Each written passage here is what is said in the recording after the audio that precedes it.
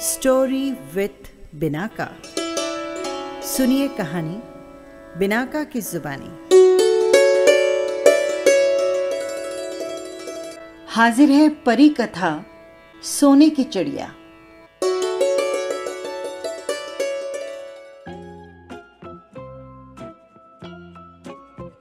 बहुत पुराने जमाने की बात है। एक था राजा। उसके महल में एक बहुत सुंदर बगीचा था। बगीचे में तरह तरह के पौधे और तरह तरह के फूल और अनेक प्रकार के मीठे फलों के पेड़ थे। लेकिन इस बाग में सबसे आश्चर्यजनक चीज ये थी कि एक सेब का पेड़ था जिसमें सोने के सेब लगते थे।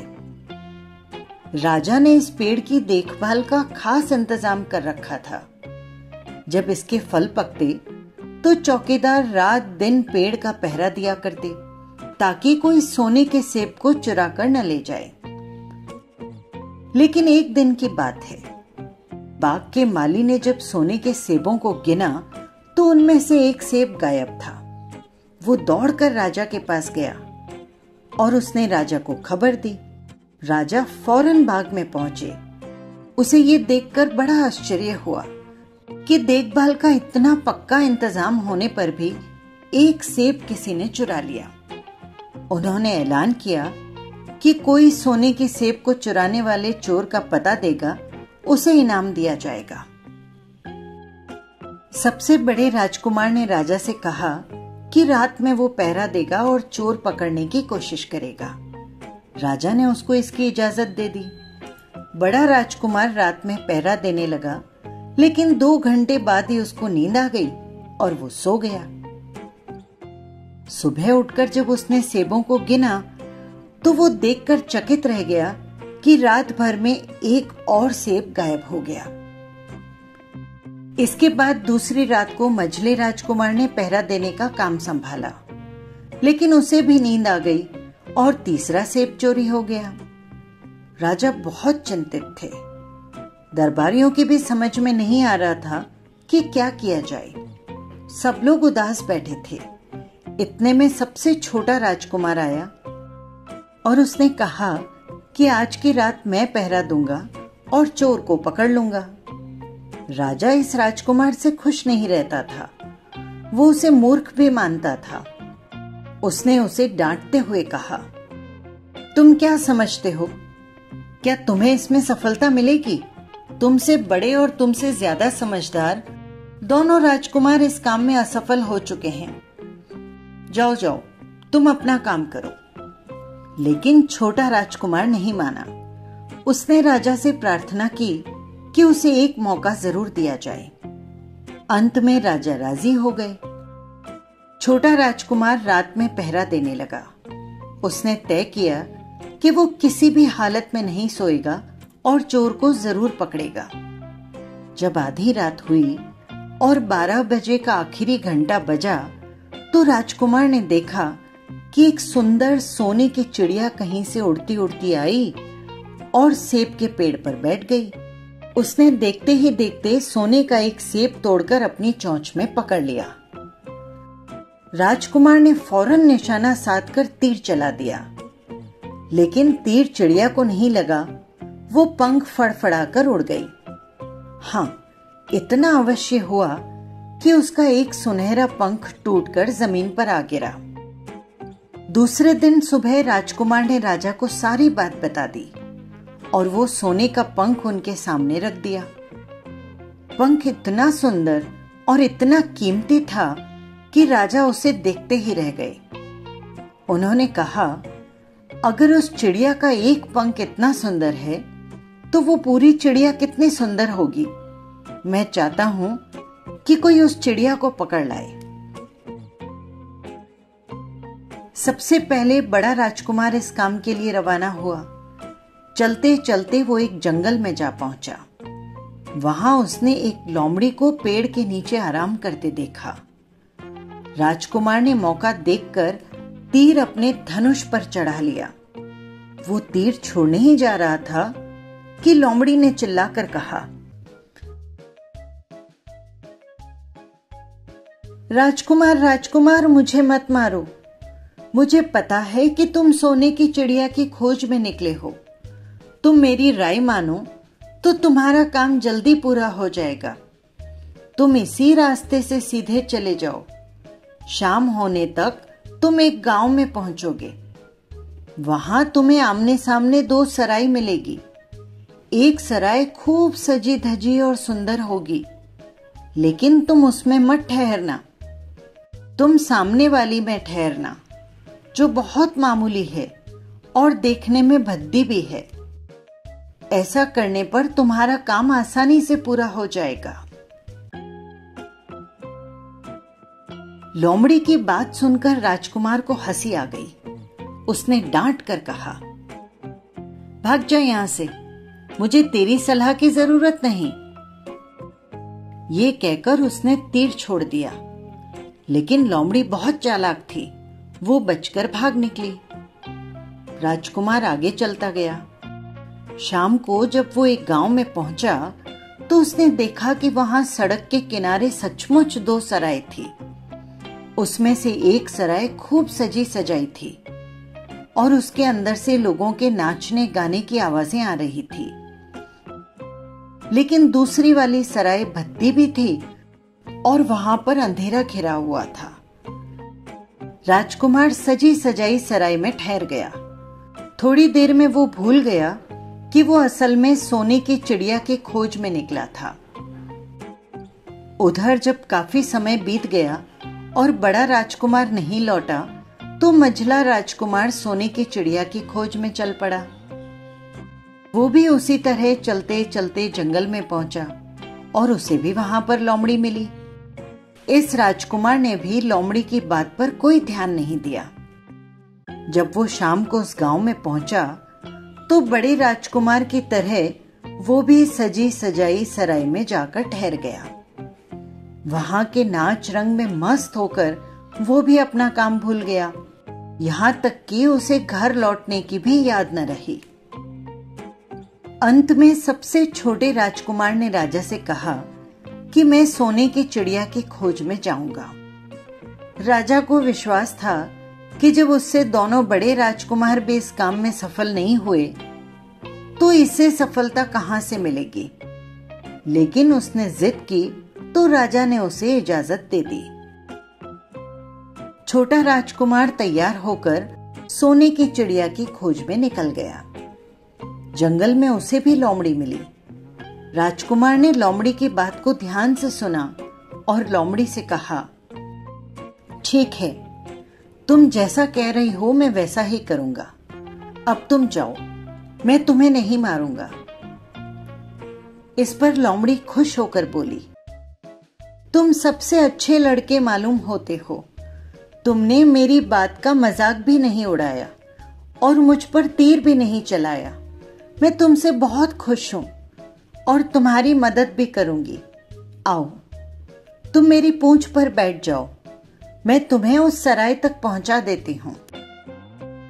देखते ही देखते लोमड़ी की पूंछ काफी बड़ी हो गई और राजकुमार उस पर बैठ गया। उसके बैठते ही लोमड़ी हवा में उड़ने लगी और थोड़ी ही देर में मैदानों और पहाड़ों को पार करके उसी गांव में जा पहुंची। राजकुमार ने उसकी सलाह को मानकर छोटी और पुरानी सराय में ही डेरा डाल दिया। वो दूसरी सजी सजाई सराय से दूर ही रहा। दूसरे दिन सुबह उठकर जब वो आगे बढ़ा तो कुछ दूर चलने पर उसे वो लोमड़ी फिर से रास्ते में मिल गई। लोमड़ी ने उससे कहा, अब मैं तुम्हें बताती हूं कि आगे तुम्हें क्या करना चाहिए। तुम सीधे चलो। आगे चलने पर तुम्हें एक बहुत बड़ा किला मिलेगा जिस पर सिपाही लोग पहरा दे रहे होंगे। तुम सिपाहियों से डरना मत और सीधे अंदर चले जाना, क्योंकि इस समय वे सो रहे होंगे। तुम बेधड़क होकर किले में घुसते चले जाना और उनके कमरों को पार करते हुए उस जगह पहुंच जाना जहां लकड़ी के एक मामूली से पिंजरे में सोने की चिड़िया बंद है। तुम चिड़िया को पिंजरे सहित उठाकर किले से बाहर ले आना, लेकिन एक बात का ध्यान रखना, चिड़िया के पिंजरे के पास ही एक बहुत सुंदर सोने का पिंजरा भी रखा होगा। तुम भूल कर भी चिड़िया को उस पिंजरे में मत रखना। अगर तुम उसे लकड़ी के पिंजरे में से निकालकर सोने के पिंजरे में रखने की कोशिश करोगे तो बाद में पछताओगे। ये कहकर लोमड़ी ने राजकुमार को फिर से अपनी पूंछ पर बिठाया और थोड़ी ही देर में उसको किले के पास पहुंचा दिया। राजकुमार ने किले के पास जाकर देखा कि सच में उसके पहरेदार सो रहे थे। वो बिना डरे सीधा महल में घुस गया और थोड़ी ही देर बाद उस कमरे में जा पहुंचा जहां सोने की चिड़िया एक पिंजरे में बैठी हुई थी। पिंजरे के पास ही सोने के 3 सेब पड़े हुए थे। इन सेबों को देखकर राजकुमार ने फौरन पहचान लिया कि ये सेब उसके पिता के बगीचे के हैं। सोने की चिड़िया इतनी सुंदर थी कि राजकुमार उसे देखता ही रह गया। वो उसको उठाकर लाने ही वाला था कि उसकी नजर पास में पड़े एक सुंदर से पिंजरे पर पड़ी। वो पिंजरा बहुत सुंदर था। उसमें तरह तरह के कीमती पत्थर जड़े हुए थे। सोने की चिड़िया के लिए वही पिंजरा ठीक मालूम पड़ता था। राजकुमार लोमड़ी की बात को भूल गया और उसने सोने की चिड़िया को लकड़ी के पिंजरे से निकालकर सोने के पिंजरे में बंद कर दिया। लेकिन नए पिंजरे में आते ही चिड़िया ने खूब जोर जोर से शोर मचाना शुरू कर दिया। राजकुमार पिंजरे को उठाकर कमरे से बाहर भी नहीं निकल पाया कि बहुत से सिपाही कमरे में घुस आए और उन्होंने राजकुमार को पकड़ लिया। अब राजकुमार को अपनी भूल का पता चला और उसे याद आया कि लोमड़ी ने उससे क्या कहा था। लेकिन अब क्या हो सकता था? सिपाही उसे खींचते हुए राजा के दरबार में ले गए। राजा के पूछने पर राजकुमार ने उन्हें सारी बात कह सुनाई। राजा बोला, तुम मेरे महल में चोरी करने के लिए घुसे थे। मैं तुमको माफ नहीं कर सकता। तुम्हें फांसी की सजा दी जाएगी। लेकिन मैं तुम्हें एक मौका देता हूं। अगर तुम मेरे लिए सोने का घोड़ा ला दो तो मैं न सिर्फ तुम्हें छोड़ दूंगा बल्कि सोने की चिड़िया भी तुमको दे दूंगा। राजकुमार को अपनी जान बचाने के लिए राजा की शर्त माननी पड़ी। अब वो सोने के घोड़े की तलाश में निकला। किले से बाहर जाने पर उसने देखा कि लोमड़ी उसका इंतजार कर रही है। उसने लोमड़ी को सारी बातें बता दी। लोमड़ी ने निराश होकर कहा, मैं अब तुम्हारी कोई मदद नहीं करूंगी। तुमने मेरे कहने के अनुसार नहीं किया। मैंने जिस तरह से कहा था, अगर तुम उस तरह से काम करते तो इस मुसीबत में नहीं फंसते और सोने की चिड़िया भी तुमको मिल जाती। राजकुमार बोला, इस बार मुझे माफ कर दो, मुझसे गलती हो गई। मेरा काम तुम्हारी सहायता के बिना नहीं चलेगा। मुझे राजा ने सोने का घोड़ा लाने के लिए कहा है, वरना वो मुझे फांसी पर चढ़ा देगा। लोमड़ी ने कहा, खैर, मैं तुम्हें माफ करती हूं। अब तुम ऐसा करो कि मेरी पूंछ पर बैठकर सीधे चले चलो। कुछ दूर जाने पर एक तुम्हें दूसरा किला मिलेगा। उसी किले के घुड़साल में तुम्हें सोने का घोड़ा बंधा हुआ मिलेगा। महल के नौकर चाकर सब सो रहे होंगे।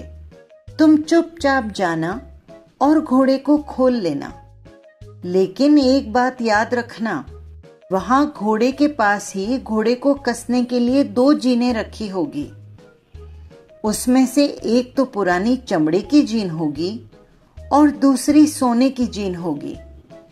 तुम सोने की जीन को छूना भी मत और उस घोड़े पर पुरानी चमड़े की जीन को कसकर सवार हो जाना और उसे दौड़ाते हुए किले से बाहर चले आना। राजकुमार ने वादा किया कि वो ठीक ठाक वैसा ही करेगा। लोमड़ी ने उसको अपनी पूंछ पर बिठाया और कुछ ही देर में वहां से उसे लेकर दूसरे किले के पास जा पहुंची। लोमड़ी ने उसे नीचे उतारा और वो वहां से चली गई। राजकुमार सीधा किले में घुस गया।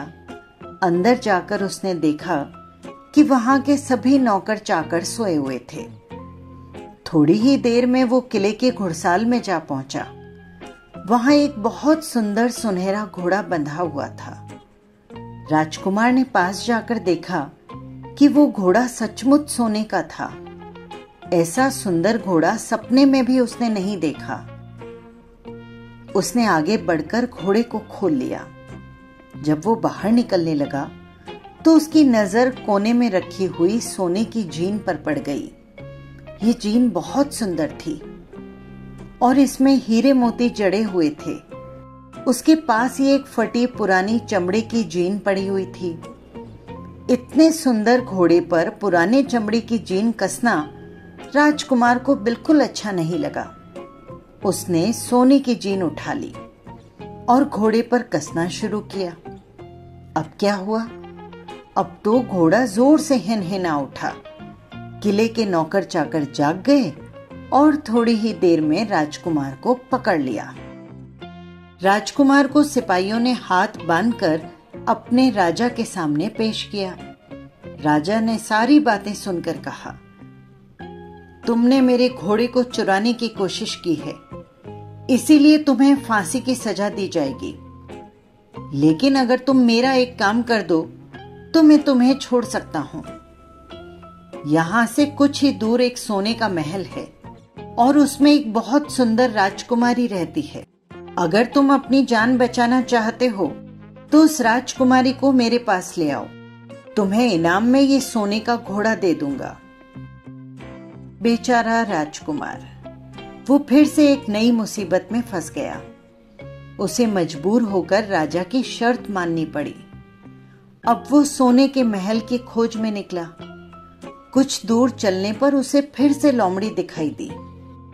पता नहीं कैसे लोमड़ी को सारी बातें मालूम हो गई। वो बोली, देखा, तुमने इस बार भी मेरी बात नहीं मानी। मेरी बात मान जाते तो ये नई मुसीबत तुम्हारे गले नहीं पड़ती। खैर, मुझे तुम पर दया आ रही है। मैं तुम्हारी मदद करूंगी। चलो, मैं तुमको सोने के महल के पास पहुंचा देती हूं। तुम महल के बाहर ही कहीं पीछे छिपे रहना। जब उसमें से शाम को राजकुमारी तालाब में नहाने के लिए बाहर आए तो तुम आगे बढ़कर उसका हाथ पकड़ लेना। जैसे ही तुम उसको छुओगे, राजकुमारी तुम्हारे साथ आने के लिए राजी हो जाएगी। लेकिन एक बात याद रखना, तुम उसको वहां से अपने साथ ले आना। उसे वापस महल में मत जाने देना। वो तुमसे कहेगी कि मैं अभी अपने माता पिता से मिलकर आती हूं, लेकिन तुम उसकी बातों में मत आना, वरना फिर से मुसीबत में फंस जाओगे। ये कहकर लोमड़ी ने फिर से अपनी पूंछ फैला दी और राजकुमार उस पर बैठ गया। देखते ही देखते लोमड़ी हवा में उड़ती हुई कुछ देर बाद सोने के महल में जा पहुंची। महल के पास पहुंचते ही राजकुमार एक पेड़ की आड़ में छिप गया। शाम को जब राजकुमारी नहाने के लिए किले से बाहर आई, राजकुमार ने हिम्मत करके हाथ बढ़ाया और उसका हाथ पकड़ लिया। उसके छूते ही राजकुमारी उसके साथ चलने के लिए तैयार हो गई। लेकिन वो बोली, राजकुमार, तुम मुझे जहां भी ले जाना चाहोगे मैं तुम्हारे साथ चलूंगी, लेकिन मुझे थोड़ी देर के लिए अपने माता पिता से मिलकर आने दो। राजकुमार ने कहा, नहीं, ये नहीं होगा। तुम्हें तुरंत मेरे साथ चलना पड़ेगा। लेकिन राजकुमारी रोने लगी। इतनी सुंदर राजकुमारी को रोते हुए देखकर राजकुमार का मन पिघल गया। अंत में वो राजी हो गया और बोला, ठीक है, जाओ, थोड़ी देर के लिए माता पिता से मिल आओ, लेकिन फिर तुरंत बाहर चली आना। लेकिन राजकुमारी ने जैसे ही किले में पैर रखा, किले के सारे पहरेदार जाग गए और उन्होंने राजकुमार को पकड़ लिया। राजकुमार बहुत पछताया, लेकिन अब क्या हो सकता था। सिपाहियों ने उसे राजा के सामने पेश किया। राजा बहुत निराश था।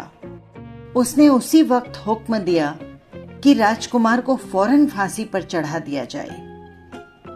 ये सुनकर राजकुमार रोने गिड़गिड़ाने लगा।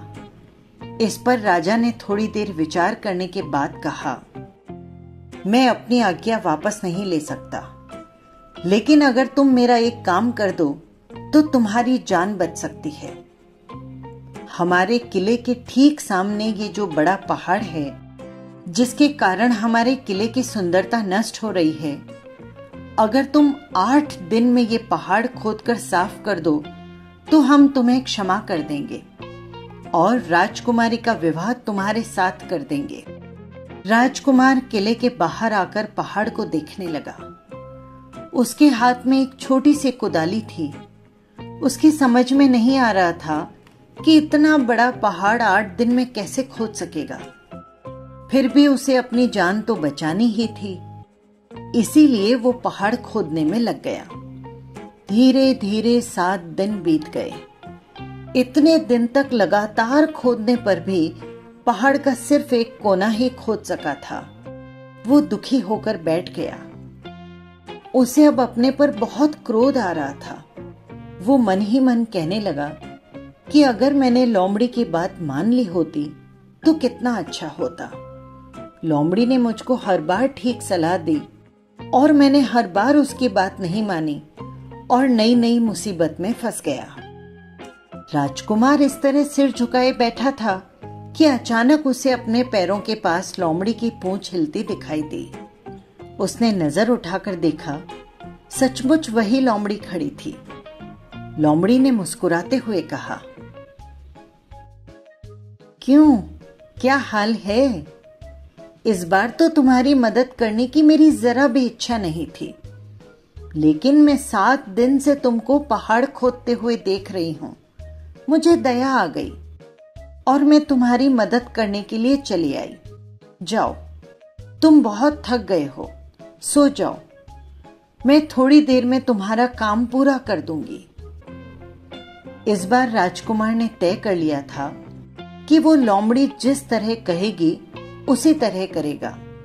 वो चुपचाप उठकर एक तरफ सोने चला गया और थोड़ी देर में उसे नींद आ गई। सुबह जब वो सोकर उठा तो उसे अपनी आंखों पर विश्वास नहीं हो रहा था।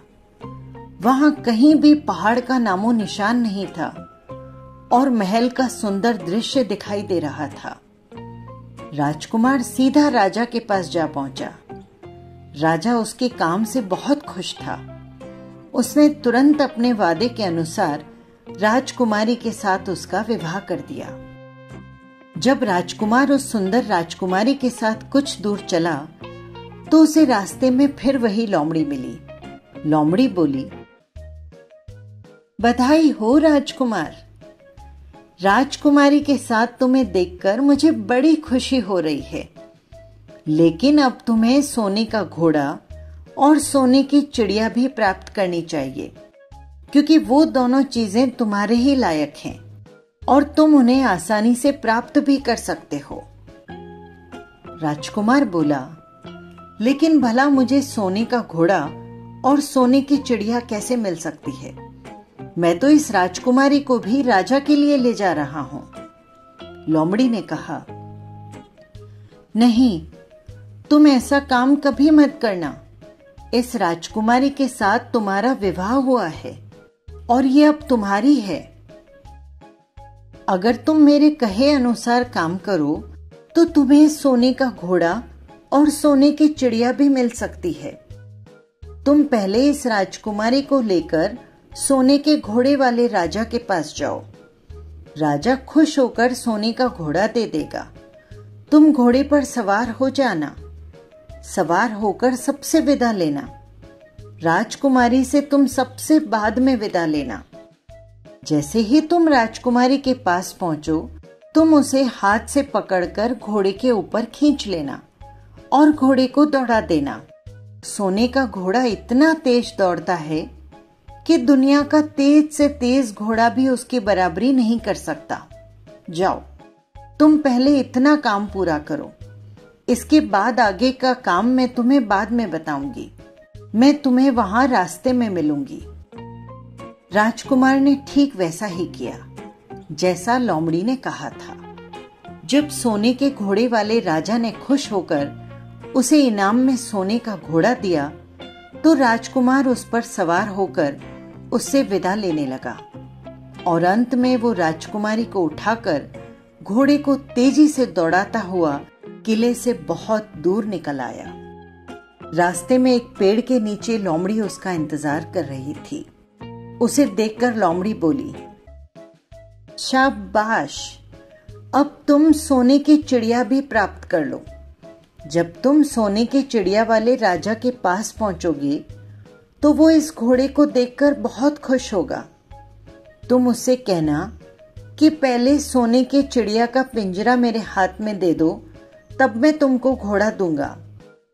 जब वो पिंजरा तुम्हारे पास लाए, तुम पिंजरा उसके हाथ से छीन लेना और घोड़े को दौड़ा देना। बस ऐसे चिड़िया भी तुमको मिल जाएगी और कोई तुम्हें पकड़ भी नहीं सकेगा। इस बार भी राजकुमार ने ठीक वैसा ही किया।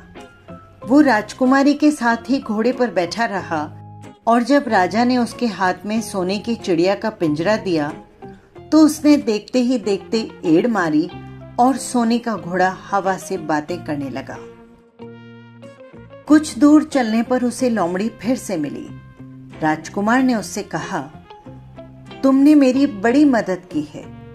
तुम्हारी वजह से मुझे न सिर्फ सोने की चिड़िया मिली बल्कि सोने का घोड़ा और इतनी सुंदर राजकुमारी भी मिल गई। बताओ तुमको क्या इनाम में दूं? मैं तुमको कुछ न कुछ जरूर देना चाहता हूं। तब लोमड़ी ने कहा, अगर तुम खुश हो तो मेरा एक काम कर दो। तुम एक तीर चलाकर मुझे मार दो। इस समय तुम यही सबसे बड़ा काम मेरे लिए कर सकते हो। राजकुमार ने कहा, भला ये कैसे हो सकता है? तुमने मेरी इतनी मदद की और मैं बदले में तुम्हें मार दूं? मुझसे ये नहीं होगा। ये सुनकर लोमड़ी बड़ी दुखी हुई और बोली, अगर तुम मेरा ये काम नहीं कर सकते तो ठीक है, जाओ, लेकिन मैं तुम्हारी भलाई के लिए ही कह रही हूं कि तुम दो बातें जरूर याद रखना। एक तो तुम किसी कुएं की दीवार पर मत बैठना और दूसरे, तुम ऐसे लोगों के लिए धन खर्च मत करना जिन्हें फांसी मिलने वाली हो। राजकुमार बोला, भाई तुम भी अजीब हो। तुम्हारी बातें मेरी समझ में नहीं आती। भला मैं कभी कुएं की दीवार पर क्यों बैठूंगा और ऐसे आदमियों पर धन खर्च क्यों करूंगा जिनको फांसी दी जाने वाली हो। लेकिन लोमड़ी ने उसकी बात का कोई जवाब नहीं दिया और अलविदा कहकर वहां से चली गई। राजकुमार सोने का घोड़ा दौड़ाते हुए आगे बढ़ गया। राजकुमारी उसके साथ ही बैठी हुई थी और सोने की चिड़िया का पिंजरा उसके हाथ में था। कुछ ही देर में राजकुमार उस छोटे से गांव में जा पहुंचा जिसमें वे दोनों सराएं थी। गांव के लोग और खास तौर पर बच्चे उसको देखने के लिए बाहर निकल आए। सोने के घोड़े पर इतने सुंदर राजकुमार के साथ बैठी एक राजकुमारी को देखकर सभी लोग चकित हो गए। इतने में राजकुमार ने देखा कि गांव के एक बगीचे में एक जगह बहुत सारे लोग जमा हैं और कुछ शोर हो रहा है। राजकुमार के पूछने पर लोगों ने बताया कि वहां पर दो आदमियों को फांसी देने की तैयारी हो रही है। राजकुमार उधर ही चल पड़ा।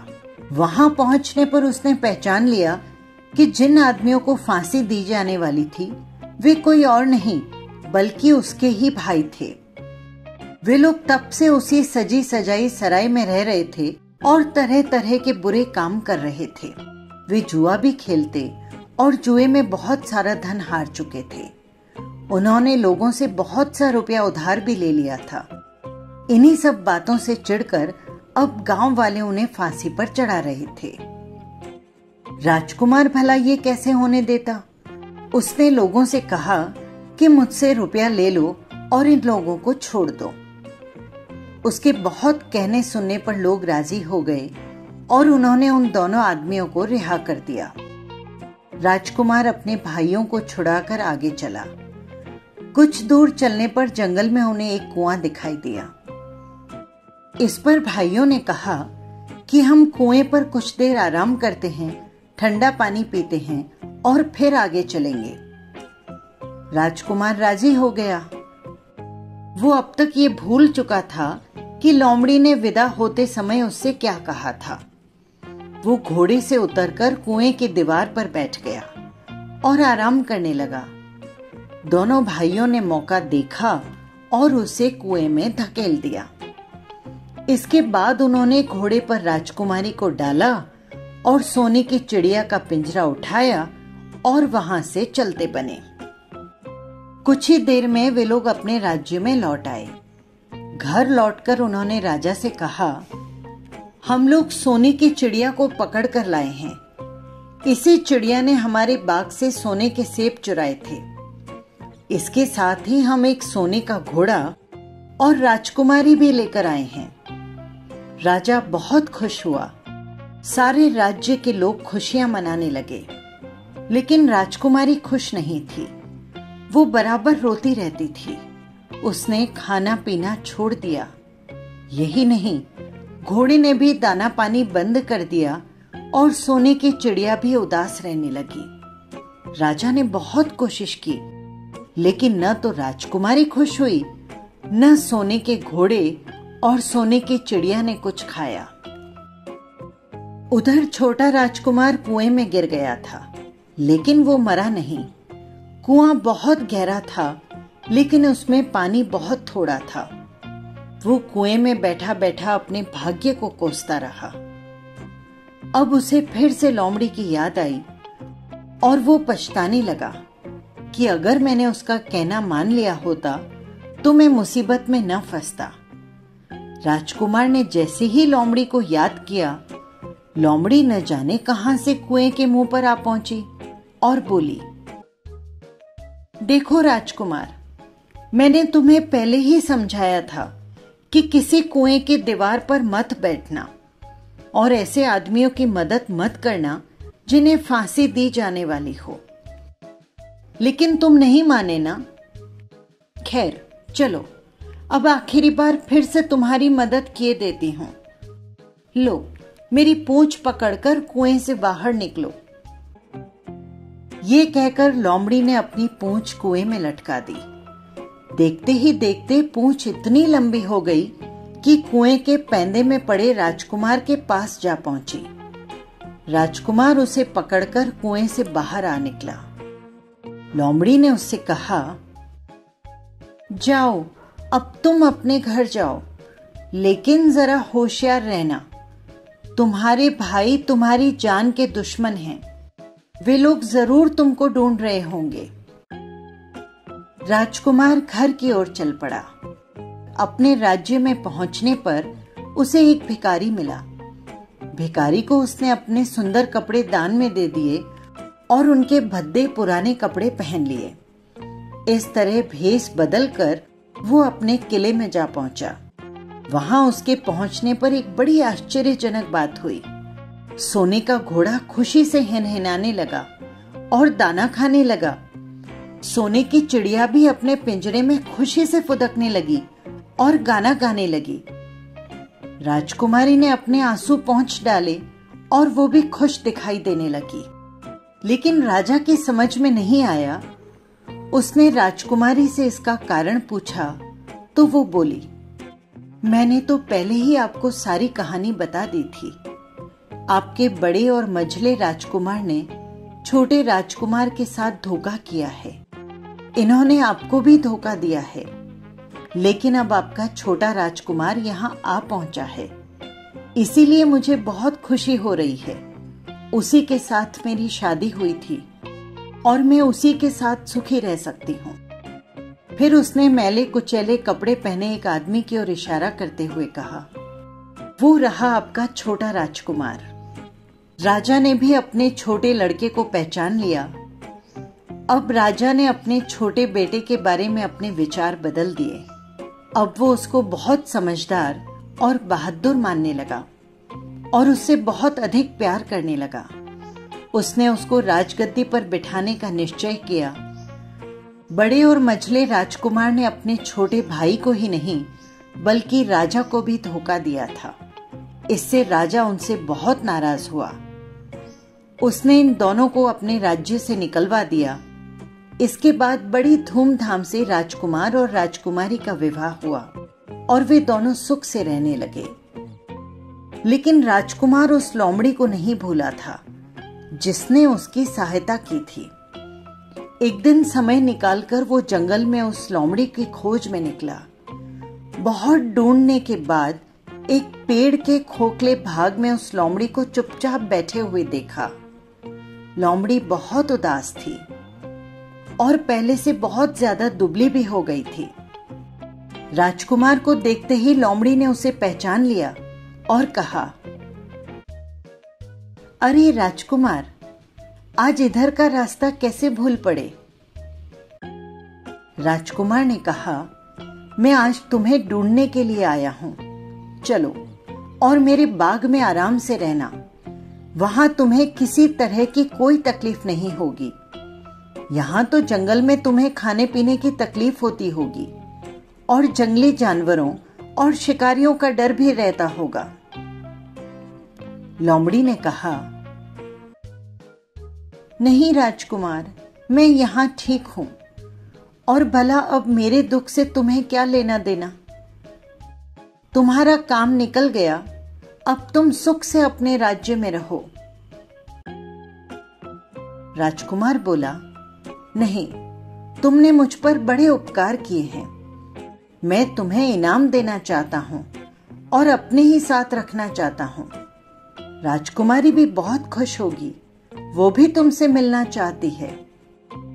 लोमड़ी बोली, अगर तुम सचमुच मुझे इनाम देना चाहते हो तो मेरा एक काम कर दो। मैंने तुमसे पहले भी कहा था कि तुम तीर चलाकर मुझे मार दो, इसी से मेरा लाभ होगा। असल में एक जादूगर ने मुझ पर जादू कर रखा है।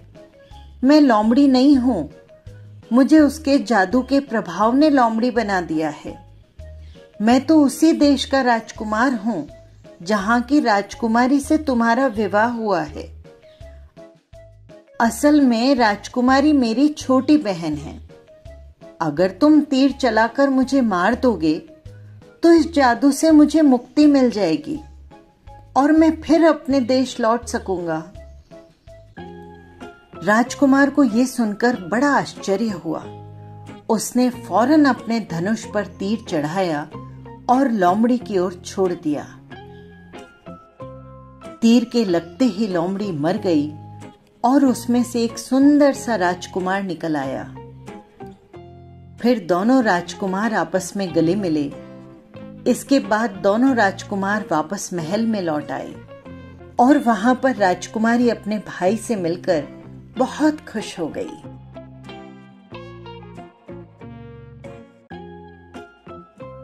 बस यही थी कहानी। बच्चों, ये कहानी आपको कैसी लगी कमेंट बॉक्स में जरूर लिखिएगा। फिर मिलेंगे किसी नई कहानी के साथ।